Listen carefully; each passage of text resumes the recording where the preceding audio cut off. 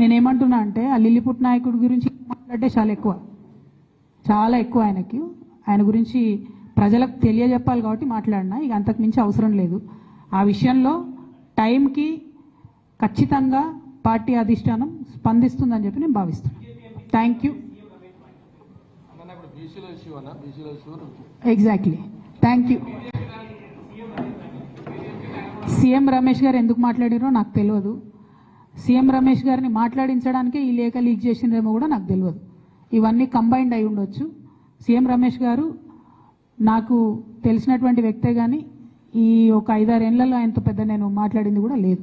So ఆయనంతటా ఆయన బయటకు వచ్చి చెప్పిండు అని అంటే దీనికి నా లెటర్ లీక్ అవ్వడానికి వెనక కూడా ఏదో అవినాభావ సంబంధం ఉందని నేను భావించే పరిస్థితి వస్తుంది. నా దగ్గర ప్రత్యక్షంగా సమాచారం లేదు ఆ విషయంలో. కాకపోతే ఆయన మాట్లాడడానికి ఆధారం ఆ లేఖలోంచి తీసుకున్నారు కాబట్టి ఈ లింక్ ఏదో ఉంది అని చెప్పి నేను భావిస్తున్నాను. Thank you. కోర్టుకు ఆల్రెడీ పోయినాం బ్రదర్. 1, 2 నాతో పాటు ఇంకా కొంతమంది నాయకులందరూ కూడా చేస్తామని చెప్పారు. ఆ జాబితా అంతా కూడా మేము సాయంత్రం లోపల రిలీజ్ చేస్తాము. దాంతోపాటు ఒకవేళ కోర్టు పర్మిషన్ ఇవ్వకపోతే, ప్రభుత్వం పర్మిషన్ ఇవ్వకపోతే నన్ను ఎక్కడ ఉంచితే అక్కడ, అవసరమైతే ఇక్కడనే కూర్చొనైనా దీక్ష కంటిన్యూ చేస్తా. అందులో ఏం అనుమానం లేదు. ఎందుకంటే 72 గంటలు 112 కులాల వాయిస్ వినిపించాలనేటటువంటిది ప్రధానమైనటువంటి ఎజెండా కాబట్టి ఖచ్చితంగా ఆ వాయిస్ వినిపించడానికి ఎక్కడ అవకాశం దొరికితే అక్కడ నేను వినిపించడం జరుగుతుంది.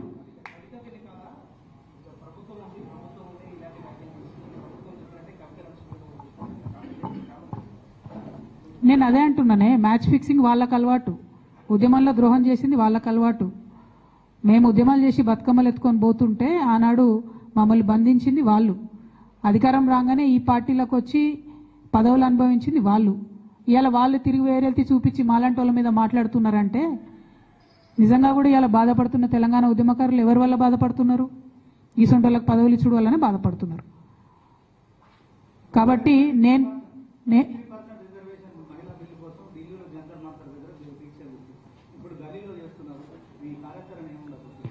33% మహిళా బిల్లు కోసం దీక్ష చేసింది అది నేషనల్ పార్లమెంట్ అండ్ అసెంబ్లీస్లో కావాలని చేసినాం కాబట్టి ఆనాడు ఢిల్లీలో చేసినామండి. దానికి ప్రిల్యూడ్గా కూడా మేము అన్ని రాష్ట్రాల్లో ఉన్న మహిళా సంఘాలతో కోఆర్డినేట్ చేసుకుని చేసాం, ఉట్టిగా చేయలే. 2 ఇప్పుడు మనం చేసేది తెలంగాణ బీసీ బిల్ కోసం చేస్తున్నాం కాబట్టి ఇక్కడ దీక్ష చేస్తూ ఉన్నాం.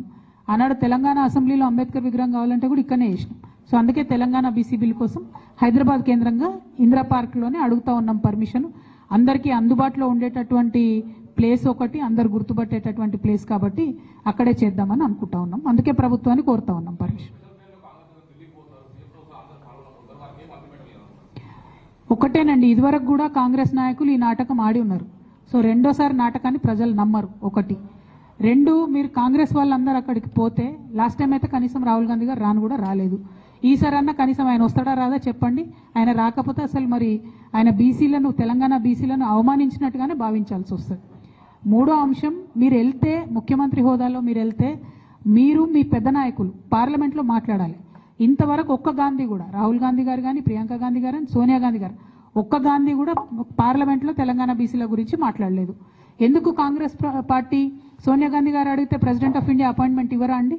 ఎందుకు అడుగుతలేదు కాంగ్రెస్ పార్టీ? మల్లికార్జున ఖర్గే గారు అడిగితే ఇవ్వరా అపాయింట్మెంట్?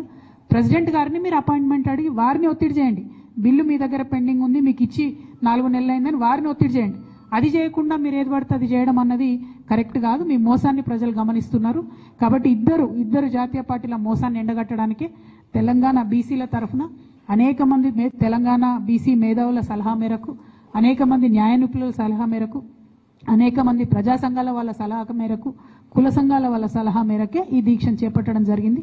వారందరి మద్దతుతో కూడా దిగ్విజయంగా ఈ దీక్షను పూర్తి చేస్తామని కోరుతున్నాం. Thank you. జై తెలంగాణ, జై బీసీ, జై తెలంగాణ.